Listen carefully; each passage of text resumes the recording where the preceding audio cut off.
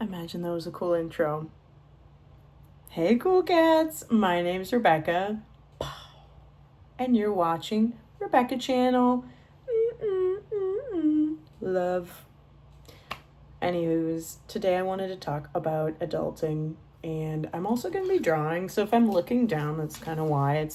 It's how I do best with my thoughts. So you can also draw. You can also do something. But like, I just don't really feel like looking at the camera. Call me crazy. But anywho's, today in the car, I just got unreasonably mad. And that rage was channeled at all of the projects, all of the things I want to do but never get to see the light of day. I lied, I'm going to look a little bit at you guys, but still continue what you're doing. Anywho's, those beautiful things that you have always wanted to do. For me, that is YouTube. For me, that is drawing. And I'm doing both right now and it feels beautiful. I'm beaming. But anyways, I feel like adulting takes away the privilege and takes away the right to do what we love. And it really becomes on you to shoulder your passions. And that is such a daunting thing to even say out loud, that I myself need to be beholding my own joy. I myself need to be the creator and allow myself the grace and space to exist. Art doesn't get created in the loud times. It can, but in my case, it doesn't happen. I need to allow it space to breathe. I need to allow quiet. It needs to be present.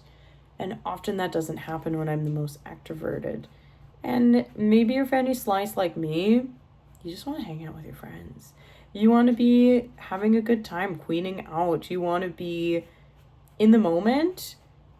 And often when you're an adult, you have responsibilities. You need to be cleaning, you need to be going places, you need to be budgeting time for this and that. I don't like that. I want to exist. I want to just exist. I want to do what I want to do, not feel like my time is dictated by some overlord that told me, time is money. I hate that saying. Let me say that one more time. I hate that saying. That gives the impression that every time you're doing something, it has to be productive. That gives the impression that capitalism wins. I don't want to let capitalism win. I don't want to be continuing a life that's joyless, a life that doesn't allow me to express myself. And that rage today showed me where needs to give, where I need to prioritize. And if you're also struggling with prioritizing your joy above all else, it's hard. It's really hard in a world I feel we're centered around providing for others. It's often, how can I be doing this for work? How can I be showing up in a way that I look good, that centers others above you, and this others for society, or maybe that's just me. But it can often feel demanding to always be in this loop of like, I'm giving, but I'm not rooting back to myself and giving myself the energy I need. My effort and desire with this channel is to pour back into myself and to pour into people watching, give them some hope, give you guys a little slice of my life, of my thoughts in this moment. And those are going to change through time. So if I contradict myself, no, I didn't. We're allowed to change and grow as human beings and perceive things in new ways. We don't have to be static. You can contradict yourself. And in this society, the idea of consistency is incredibly hard and impossible to live up to sometimes. And having a brain that works differently, consistency looks different for you. If you have ADHD, consistency doesn't look like doing something the same time at the same day every time. You crave novelty. You can't be torturing yourself in that way. And I am learning and growing with you guys on how to present that, how to present myself a plate of opportunities without drying myself out, a way to handle responsibilities without centering others first, making my plate more important than others' plates. As a recovering slash current people pleaser, it can be really hard to decenter others' values in your life and recognizing that friends aren't as important as you.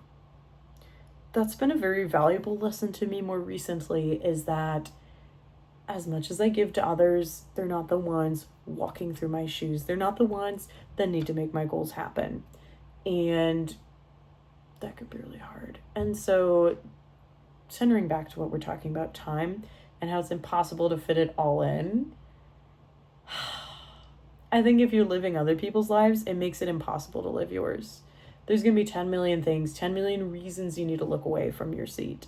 There's 10 million reasons you need a backseat passenger someone else's life. If you're always doing that, you're going to get resentful and annoyed with yourself and regret your life. Not to be morbid, but thinking of your grave, thinking of your funeral, what do you want people to say about you? Do you want people to just say you're nice? Do you want people to just say they remember you for what you did to others? Or do you want to be someone who lives their dreams? You can still be nice and offer yourself generously when you can. It gets really hard when you're somebody who's wired to work for others, when you're wired to put others first, when you're wired to center people and give them a big platform over your life. You don't have to tell me what twice. It's really hard. And I want to hold your hand and be there with you too as we unlearn this. This channel, to me, what it means is centering myself, giving myself the chance. I love to yap. I love to be silly. I love to be funny. This is going to be a birth space for that. This is my birth canal. This is the place. I feel like I'm going to cry. This is going to be what I wanted to do since I was a little kid. Me literally making a tiger as we talk is very momentous. And I feel like not allowing your space to grow is a disservice to yourself. I feel I'm coming, but I'm not going to let that Pisces moon do her thing today. If it does happen, it's okay. But time is so binding, it passes us. And that's why I never want to say time is money. Time is precious. Time is spent how you choose. And getting a filter and strain on how you do that is so important. I've learned the hard way, time can just pass you. I really deeply want to be a musician, and I want to be a personality, and I want to be someone who puts her voice out there and that people know. That can't happen unless I allot the time for it. Whatever crazy big dreams you have too that want to be born, need the space to be born. How are you holding yourself back too?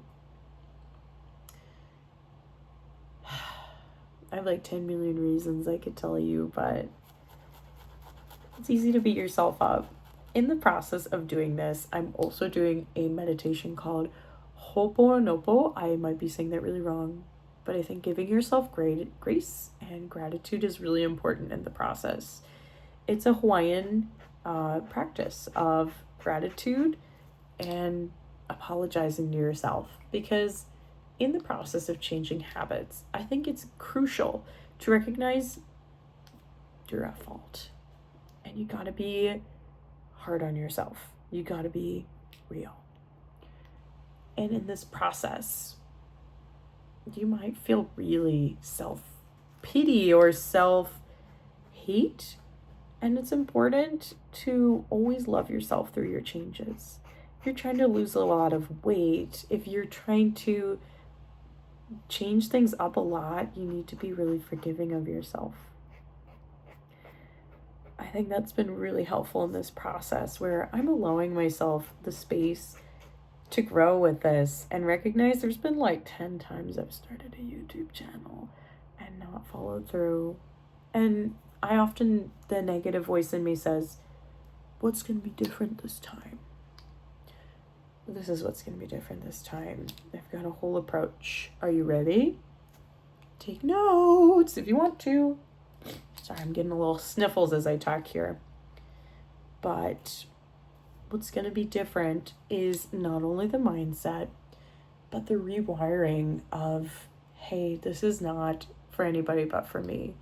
The hard look and the reality slap recently gave me a check. As I turned 24, time is only going away, and these dreams are still here. It would be a true disservice to myself to not at least try and find that method of how is this going to present itself. And if you don't even give yourself the chance, you'll live a life of regrets. And to me, that's been hitting more recently. Maybe my brain is developing more. You could have a million reasons for this, but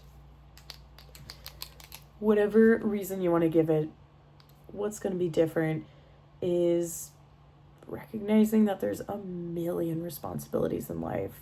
There's family, there's friends, there's whatever you want to name it. Adulting, what I started the idea of this with, right?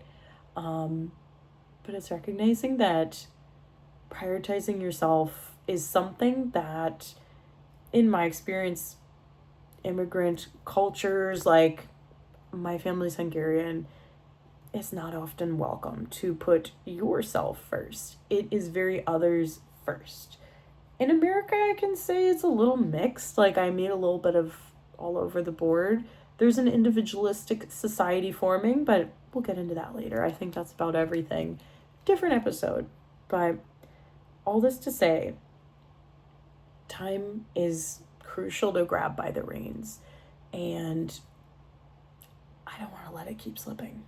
And what I'm changing is creating a way to hold myself accountable for this. There's going to be more of strictness on myself, something I don't practice enough and want to, and having weekly goals, having a schedule for this. So I want to create videos twice a week and being firm. And I'm really good at ideas, but I'm not good at executing.